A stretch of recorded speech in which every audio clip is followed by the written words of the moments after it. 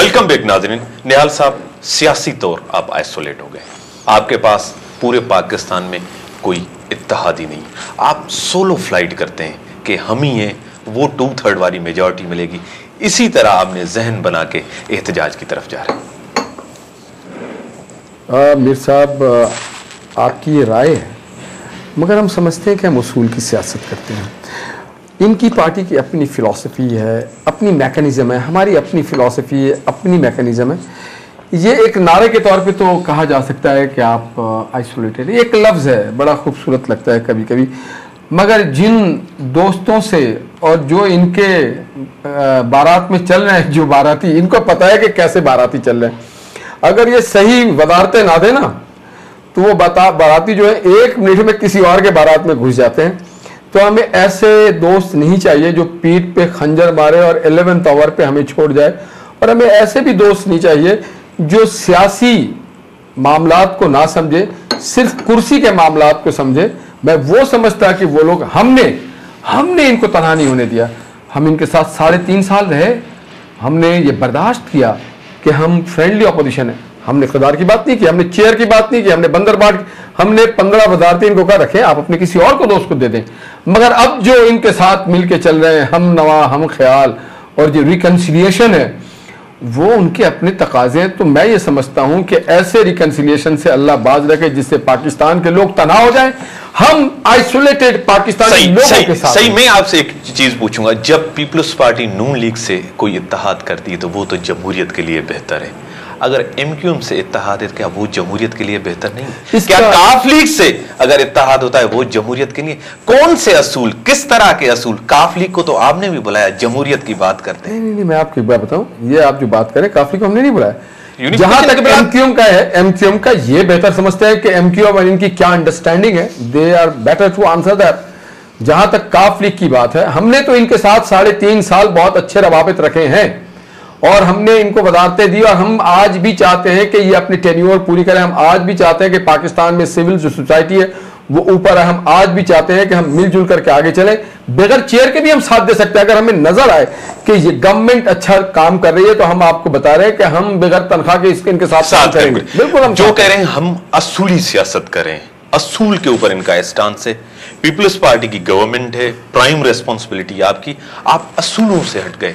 भुट्टो की पार्टी थी, वो उसूल पार्टी के अंदर नहीं रहे। देखिए, हम तो आज भी अपने उसूल पे, मैंने जैसे अभी आपसे बात की कि हम फरवरी 81 से जो काम कर रहे हैं वो हम करते चले आ रहे हैं।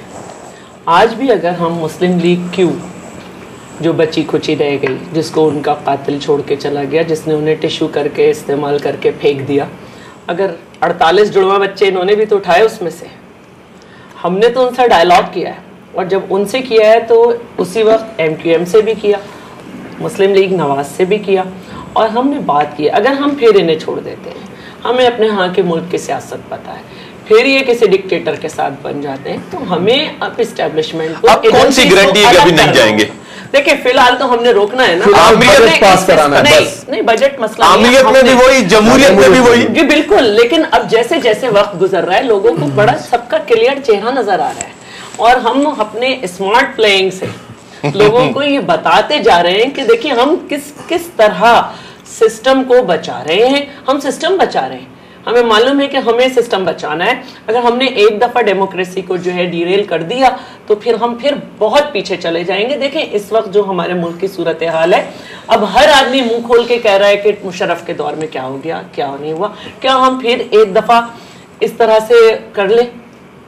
हमारा नुकसान यही होगा ना कि ज्यादा हम जेल चले जाएंगे, हमारे किसी लीडर की दोबारा जबान काट के दोबारा जान ले ली जाएगी। लेकिन आवाम का क्या होगा? तो हमें अगर उसूल बनाने तो हमें फिर यही बैठ के बनाने हैं ना कि हमें आवाम का क्या होगा? आवाम पहले भी गाली गोली खा रहे थे। हमारा तो कोई लीडर नहीं जा रहा ना, आवाम का हाथ जो हो रहा है वही हमारे लीडर ने तो कभी नहीं बाहर गया ना। हमारे तो गए तो जो सही भी बैठे हुए थे वो मुश्किल वक्त देखकर वापस आए, और हमने एक मुश्किल डिसीजन लिया कि हमें टेररिज्म के अगेंस्ट जाना है, जिसके नतीजे में बीबी साहिबा की शहादत हुई।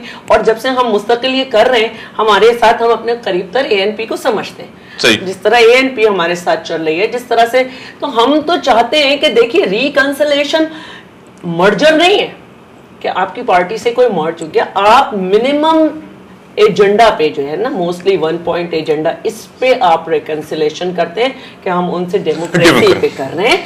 आप कोई उनसे मायदे बड़े बड़े थोड़ी कर रहे हैं। और आप ये भी देखें कि जब हम COD की भी बात करते हैं तो 36 में से 29 पे जो है वो अमल हो चुका है, जो कि कॉन्स्टिट्यूशनल था। तो हमें इस वक्त जो है ना, देखिए बात ये नहीं है, बात इस वक्त ये है कि ये इंतहाई मुश्किल वक्त है। अगर हमारा जो है दुश्मन बॉर्डर के उस पार हो तो हम उससे जंग कर लें और की, लेकिन यहाँ पे तो आपको मालूम ही नहीं है, इंटरनल इंसर्जेंसी इतनी है। अब श्रीलंका में जो है इंटरनल इंसर्जेंसी थी, हमसे छोटी जगह थी, 17 साल तक वो लड़े। लेकिन हमारे यहाँ जो है बाकायदा प्लानिंग से कुछ लोग धूल उड़ा रहे हैं, जिनका रिकॉर्ड ये है कि वहाँ से उन्होंने जिहाद का नाम लेके जिस जिया के दौर से लेके जब तक उसमें डॉलर कमाए, ये माफियाज के लोग हैं। इस वक्त भी ये चाहते हैं कि धूल उड़ाई जाए और हर चीज़ को बिगाड़ा जाए। जहाँ तक हार्डलाइनर की बात है, मैं समझती हूँ कि चौधरी निसार को अगर आप थोड़ा सा इधर कर दें तो शहबाज शरीफ साहब और चौधरी नवाज शरीफ साहब, आप इनको देखें कि ये बिल्कुल बाबर अवान को भी थोड़ा सा इस साइड नहीं, ये बिल्कुल डिफरेंट वे में करते हैं। लेकिन आप जहाँ चौधरी निसार को ले आए, वो रात को चाहे GHQ ले जाना हो वहां चले जाते हैं और हमेशा एक बनती हुई बात को यूं कर देते हैं, क्योंकि मैं ये समझती हूं कि ये वो लोग हैं जिनके एस्टेब्लिशमेंट से लिंक हर पार्टी में होते हैं।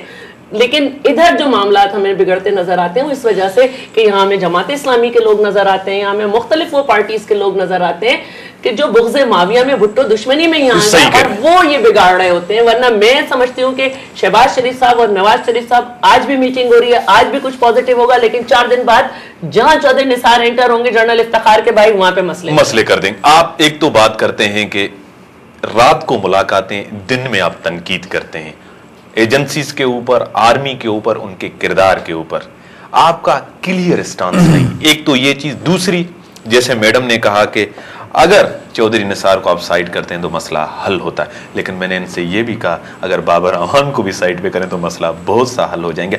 क्या दोनों पार्टियों में ऐसे लोग बैठे हैं जो दोनों पार्टियों को मिलने ही नहीं दे रहे? पॉलिसी स्टेटमेंट नहीं देते हैं, लेकिन चौधरी निसार की तरफ से पॉलिसी स्टेटमेंट आता है। इंशाल्लाह बोलो, पूछना पड़ता है। बात यह है कि हमारे यहाँ कुछ और भी लोग हैं जिनको ये गलतफहमी हो गई कि वो लोग की याददाश्त बहुत कमजोर है। जैसे इमरान खान साहब, वो कहते हैं हम जमहूरियत लाएंगे, अमेरिका उड़ाएंगे। अच्छा, हम भूले नहीं है कि ज़िया-उल हक के रेफरेंडम में, सॉरी मुशर्रफ के रेफरेंडम में सबसे आगे ओपनिंग बैट्समैन भी थे वो और फास्ट बॉलर भी थे। मैं आपकी मदद करूं? जी जी। मुशर्रफ साहब ने अपनी किताब in the line of fire में लिखा है कि हमारा इमरान से उस वक्त झगड़ा हुआ कि हम उन्हें इतनी सीट देना चाहते थे, वो इतनी लेना चाहते। अब वो समझते हैं कि हम भूल गए। इसी तरह शैला भी एक बात भूल जाती है जब ये हमें ज़िया-उल हक और यहाँ और मिलिट्री बताती हैं कि पाकिस्तान में जो पहला आमिर आया था, उसके साथ जो नौजवान आया था उसका नाम था जुल्फ़िकार अली भुट्टो, अय्यूब खान के साथ पहली कैबिनेट में आए थे। हमें इस चैप्टर को बंद करना है, हम ज़िया-उल हक के चैप्टर को भी बंद करना चाहते हैं। उससे नवाज शरीफ आया, हर कोई मुल्क से हर कोई गया। आसिफ अली जरदारी साहब भी निकल गए थे इलाज के लिए अमेरिका और फिर वापस आए। हम उससे नहीं नवाज शरीफ अच्छा हो बुरा हो, आसिफ जरदारी अच्छे हो बुरे हो, कौन क्या, हमारा कंसर्न होना चाहिए कि पाकिस्तान के लोगों को हम पॉलिटिकल पार्टीज क्या देना चाहते हैं। कल तक हमने जो गलती की थी आज हम क्या देंगे। अब देखिए, हमने एक नया ड्रामा किया, हमारे अंदर दुश्मन बैठा हुआ है। अमेरिकन आते हैं, GHQ में भी बैठते हैं, जनरल हेडक्वार्टर में भी जाते हैं, सदर वजीर आजम से ही मिलते हैं, कायदे हिज़्ब इख्तिलाफ से। क्या हमारा दुश्मन सिर्फ अमेरिका है, सिर्फ हिंदुस्तान है? क्या और लोग हमारे दुश्मन नहीं है? और हम उनकी जुबान बोलते हैं। मैंने एक साहब से कहा कि तुम लोगों ने शहादत का भी जो है ना वो ऐसे ही बांटना शुरू कर दिया, और हम सिर्फ अमेरिका दोस्ती में ईरान को भी नुकसान किए पहुंचाया, जैकबाबाद पोर्ट दे करके हमने चाइना को भी नाराज कर दिया, हमने बहुत सारे शहबाज के। अब हमें एक चीज पे चलना है, आए हम कल फिर बात करें, हम फिर इनको कहते हैं कि तेरे जाने के बाद तेरी याद आई, ये ना हो हम वो आपके एलाइज थे जिन्होंने 15 इख्तिदार के ऐवान के चेयर्स आपको वापस कर दिए वजारत, और हमने कहा we will support you, we will continue this support for you. और हम चाहते हैं आप देखिए, एक सिविलियन एडमिनिस्ट्रेशन, अगर कल आसिफ जरदारी हो, हमारे किसी से कोई प्रकाश नहीं, जो पाकिस्तान के, और आज इनके लिए सुनहरा मौका है, हम इनके साथ खड़े हैं, पूरी कौम खड़ी है कि खुदा का वास्ता अगियारों से माफी दे दो उनको, खुदा वास्ता है कि आप आए, बैठ के डिटरमाइन करें कि हमारी इंटरनल प्रॉब्लम्स क्या है। सिर्फ दहशतगर्दी बम नहीं है, करप्शन भी दहशतगर्दी है। पाकिस्तान के खजाने पे जो डाका डाला जा रहा है 500 अरब का, वो भी दहशतगर्दी है। पाकिस्तान में जो शाह खर्चियां हैं वो भी दहशतगर्दी है। पाकिस्तान में जो आपके साथ आज आपकी इत्तेहादी ब्लैकमेल की सियासत कर रहे हैं वो भी दहशतगर्दी है।